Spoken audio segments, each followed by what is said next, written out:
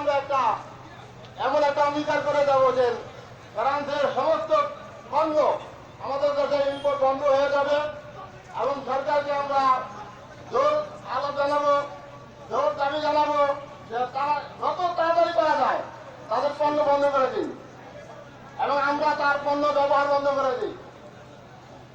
এই বলে আমার সংযুক্ত বক্তব্য শেষ করলাম।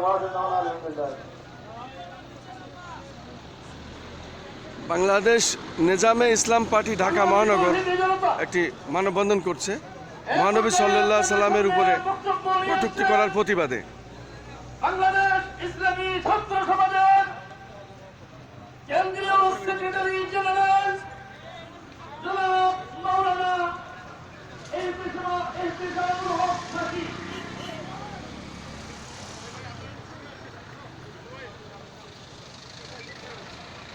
বিসমিল্লাহির রহমানির রহিম।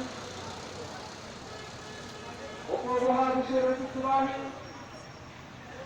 রাজনৈতিক সংগঠন বাংলাদেশ ইসলাম পার্টি ঢাকা মহানগর উত্তর আজকের মানববন্ধনের সম্মানিত সভাপতি উপস্থিত আছেন প্রধান অতিথি তারুণের অহংকার পার্টি সংগ্রামী মহাসচিব করোনা মুস্তাফিজ ঘাট সংগ্রামী কাউহিনী জনতা।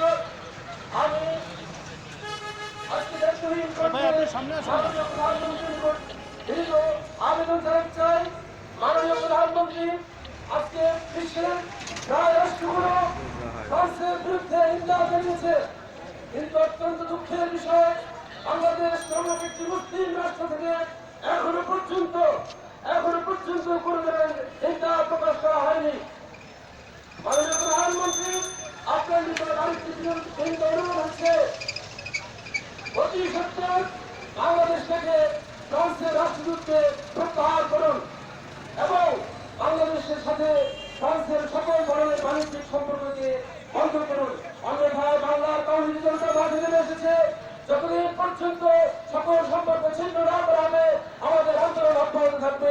এই আশাবাদ ব্যক্ত করে আমি আমার বক্তব্য এখানে শেষ করছি। আসসালামু আলাইকুম ওয়া রাহমাতুল্লাহ।